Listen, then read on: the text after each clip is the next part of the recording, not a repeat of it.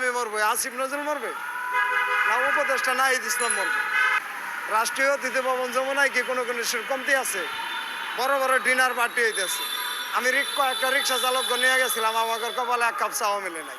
এদেশে দুর্ভিক্ষের মেলা বসবে, এদেশে দুর্ভিক্ষের মেলা বসবে।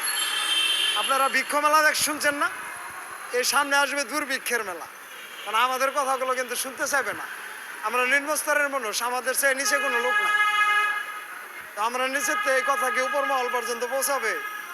ওনারা যা বলবে, ধরেন এক গ্লাস পানি ঢাললে এক ফোঁটা আমার উপরে পড়বে, এটাই হবে। কিন্তু আমি যদি এনে এক বাল্টি মারি, ওনার কি আমি পৌঁছাইতে পারবো? আমাদের কথা যতই মূল্যবান হোক, ওরা কি সহজে কাজে নেবে?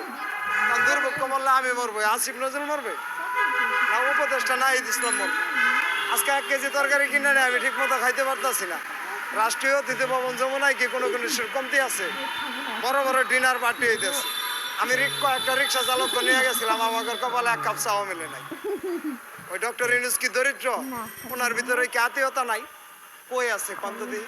আমরা ওই কয়েকটা রিক্সা চালক ওনার বাসভবনের সামনে গেছিলাম, উনি আমাদের এক কাপ চা খাওয়াইলে কম করতো।